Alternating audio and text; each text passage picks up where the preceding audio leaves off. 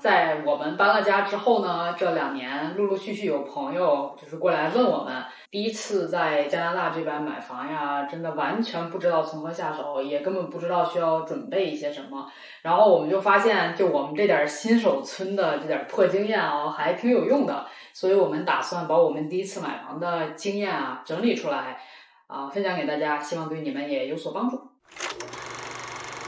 第一点非常重要的啊，就是了解你自己有多少预算啊，能负担得起多少钱的房子。对于绝大多数人而言，这个预算通常就是包括2部分，首付加贷款嘛。首付很好理解，就是看看你账户里面有多少钱可以供你支配来买这个房子。贷款呢，我们可以粗略的算一下，就是现在的利息环境比较高啊，你能贷到的最多的贷款大概就是你的年收入乘以4或者是4.5吧。这里说的年收入呢，是指你的年薪，然后再加上比如说你有年终奖啊，或者公司的一些其他的分红啊，这些都可以算的。只要是你能出示证据，它能出现在你的 T4 上就可以。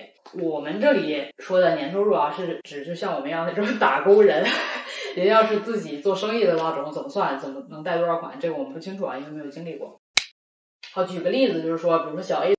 他有10万块钱的存款，然后他的年薪是10万块钱，他就能最多贷款到45万吧，然后再加上他账户里的10万块钱，那他最多能买到的房子就是55万的房子。这里有一点比较重要的，就是说，比如说你家里帮助一下、赞助一下，出一点首付，这种也蛮常见的，对吧？一定要注意这个资金要提早到位到你的账户里面，就是他在这儿等着，不要说临近了再去操作。如果看到你有这些比较大的动作，它可能会有一些不必要的麻烦吧。好了，现在在大家知道了自己的实际预算之后呢，我们就可以着手看房了。我们引以为傲的看房这个部分呢，主要是包括3个步骤：网上看房、自己实地考察和经纪带领上门看房。网上看房呢，现在也都非常方便了，很多看房网站上的信息也特别齐全。大概看的是什么呢？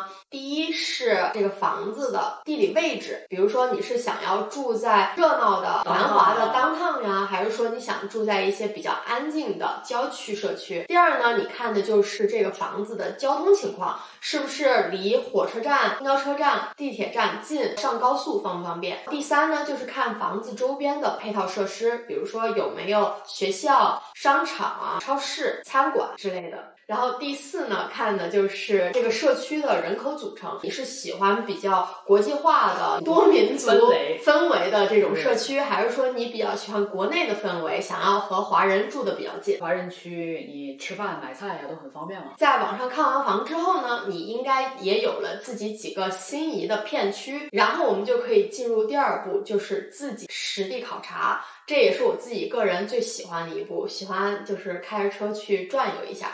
你有没有考虑，就是当地的居民喜不喜欢你一个陌生人开着车在这转悠？哎呀，对不起。这个部分呢，我们看的是什么？看的就是这个社区整体的氛围。因为大家也知道嘛，网上的照片你是不能够100%的依赖买家秀卖家秀嘛，所以你需要实地去看一下这个社区跟你有没有眼缘。我感觉这个找房子有时候就跟找对象似的，这个眼缘对不对，你得实际去看一看。当你身处那个社区的时候，你就有一定的感觉了。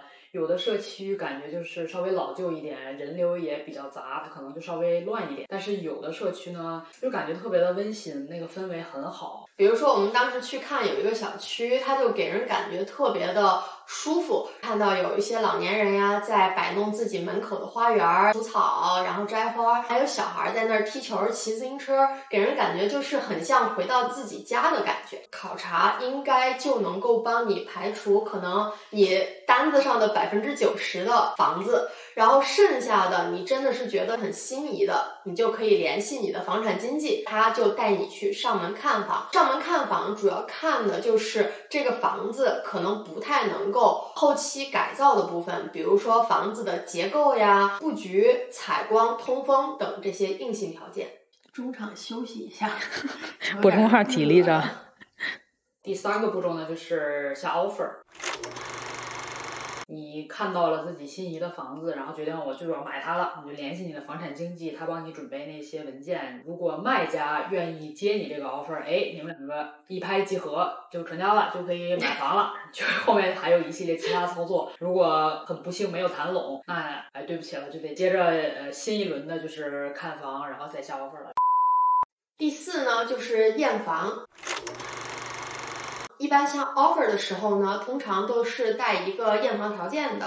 验房主要是验什么呢？就是这个房子有没有重大的问题，比如说有没有地基下沉、地基倾斜，或者是有没有长霉菌，有没有漏过水，甚至是说有没有小动物、小松鼠、小浣熊在这个房子里面安家。这个验房就相当于给买家一个保障吧，如果房子有严重的质量问题，没办法，我就买不了了。我知道有一些人他选择自己去验房，如果你对自己比较自信的话，但是多数人可能会找一个专业的呀、有经验的验屋师。需要注意一点，就是一些好的验屋师，他可能是非常的 popular 的，所以你可能在看房的期间，你就可以着手开始准备了。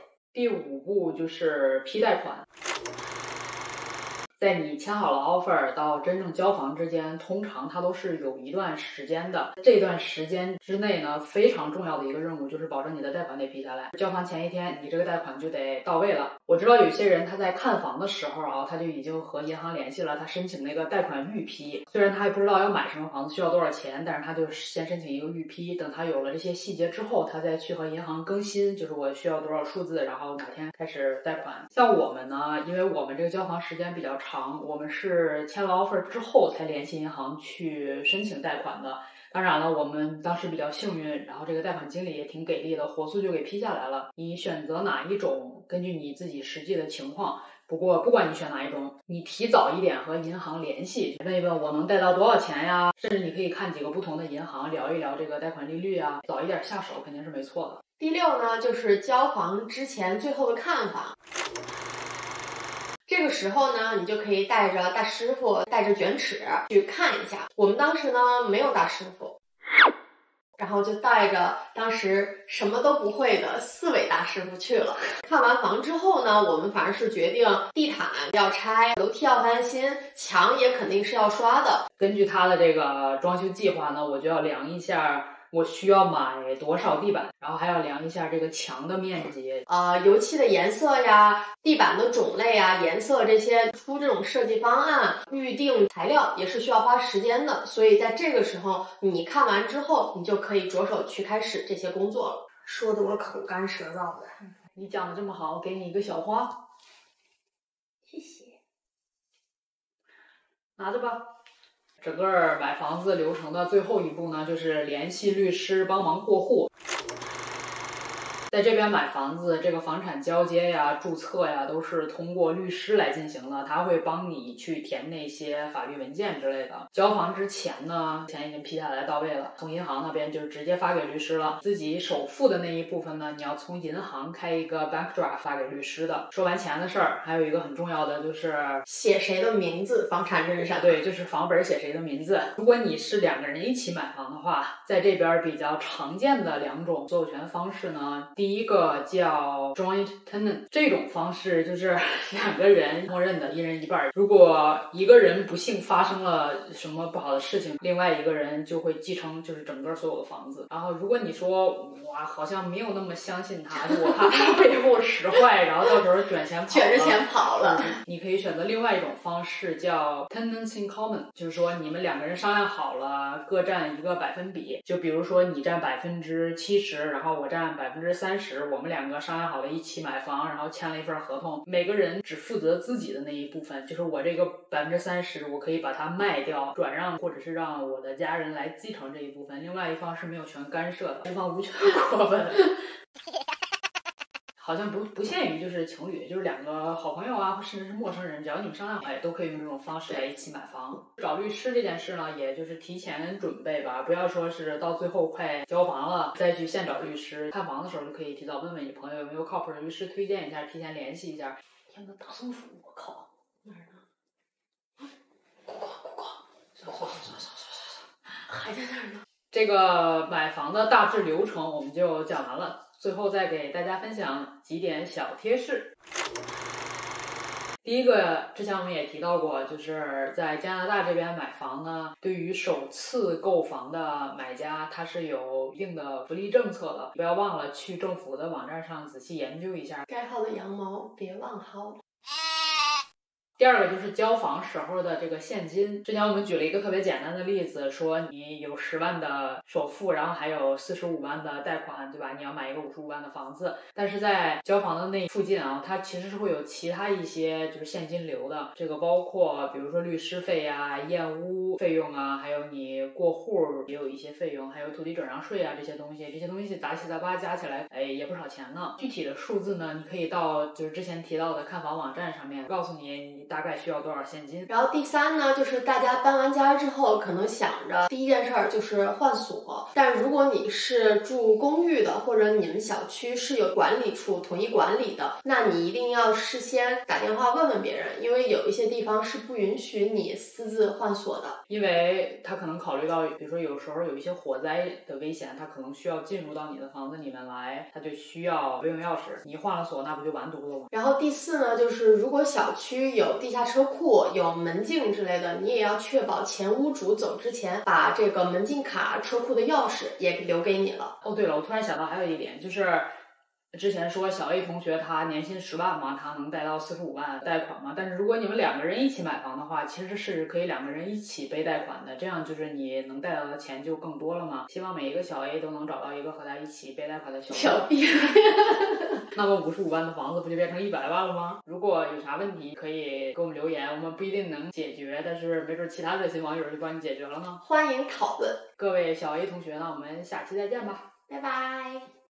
各位小 A 同学。